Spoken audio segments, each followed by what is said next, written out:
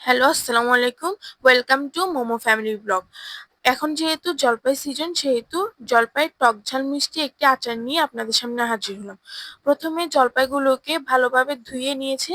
এরপরে একটি পাত্রে গরম পানির মধ্যে জলপাইগুলোকে দিয়ে দিয়েছে। 2 কেজি জলপাই। এগুলোকে এখন ঢেকে দিচ্ছে সিদ্ধ হওয়ার জন্য। এখন কিছু মসলা ভেজে নিবে। 5 ফোড়ন, জিরা গুঁড়া, ধনিয়া। এগুলোকে হালকা ভেজে নিবে।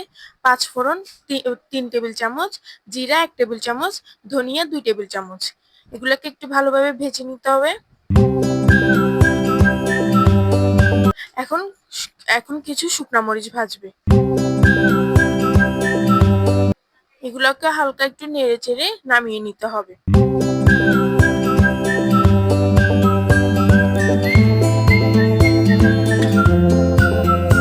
এখন জলপাইগুলো পুরোপুরি সিদ্ধ হয়ে গিয়েছে। এগুলোকে পানি ভালোভাবে ছেঁকে নিতে হবে। তারপরে মশলাগুলো শিলপাটায় বেটে নিতে হবে।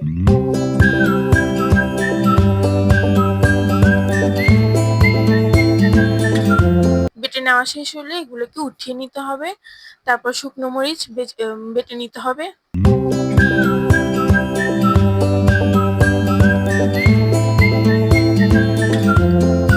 এগুলোর সাথে রয়েছে সাদা সরিষা বাটা। এখন জলপাইগুলোকে আধা ভাঙা করে নিতে হবে। বেশি থেতলে নিলে এগুলো গলে যাবে। হাত দিয়ে আস্তে আস্তে থেতলে নিতে হবে। এই যে সবগুলো থেতলানো শেষ। এখন একটি প্যানে 1.5 কাপ পরিমাণ সরিষার তেল দিয়ে দিতে হবে।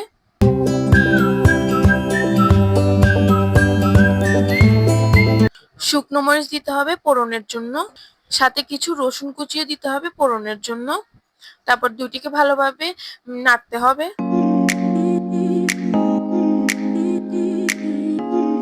এরপর সাদা সরিষা বাটা দিয়ে ভালোভাবে নাড়তে হবে 2 টেবিল চামচের মতো।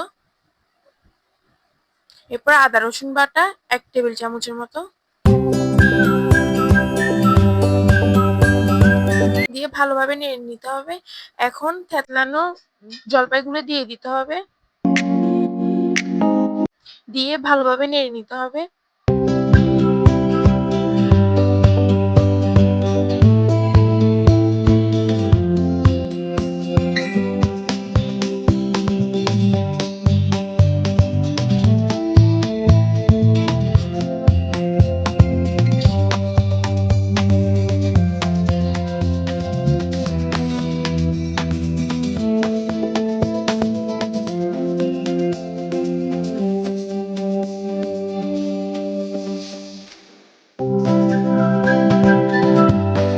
এখন 1.5 কাপের মতো চিনি দিয়ে দিতে হবে।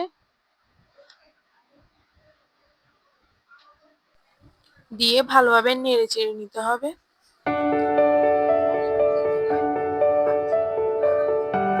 চিনি দেওয়ার সাথে সাথে চিনিটা মেল্ট হয়ে যাবে, পানি ছেড়ে দিতে পারে। আর ভয়ের কিছু নাই। এখন 1 টেবিল চামচের মতো বিট লবণ দিয়ে দিতে হবে।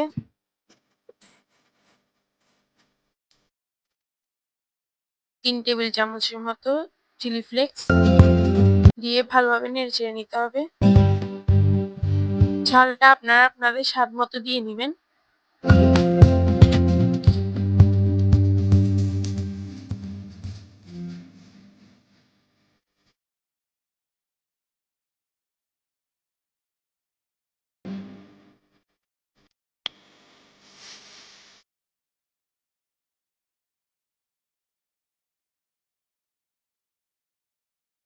এখন স্বাদ মতো লবণ দিয়ে ভালোভাবে নেড়ে চেড়ে নিতে হবে।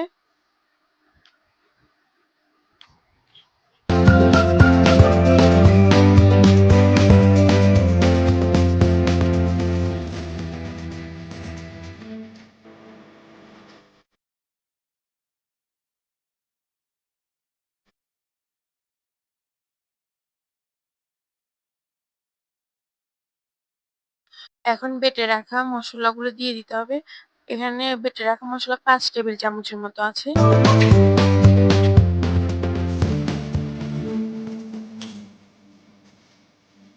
ভালোভাবে নেড়ে চেড়ে নিতে হবে।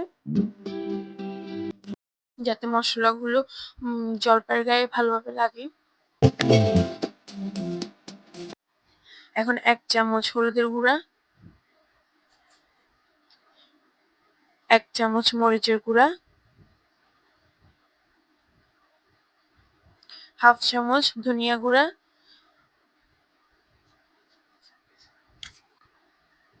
এখন ভালোভাবে নেড়েচেড়ে নিতে হবে। যেহেতু আচারটি আমরা বেশি দিন সংরক্ষণ করব, সেহেতু এখানে আমরা মেজারমেন্ট কাপের 1/2 কাপ ভিনেগার ইউজ করতেছি। ভিনেগারটি দিয়ে ভালোভাবে নেড়েচেড়ে নিতে হবে যতক্ষণ না পর্যন্ত ভিনেগারের পানিটি শুকিয়ে যায়। যেকোনো আচারে ভিনেগার ব্যবহার করলে এটি অনেকদিন পর্যন্ত সংরক্ষণ করা যায় নরমাল ফ্রিজে।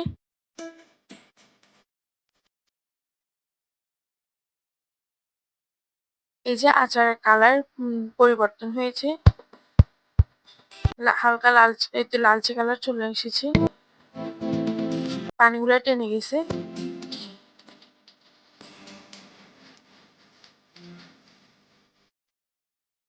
আপনারা চাইলে আরো ডিপ কালার করতে পারেন, আমরা এতটুকুই রাখবো।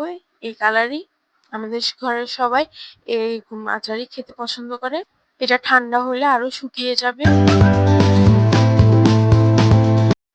এভাবে নাড়তে নাড়তে আরো অনেক ডিপ কালার আসবে, আপনারা চাইলে ওরকম কালার করতে পারেন।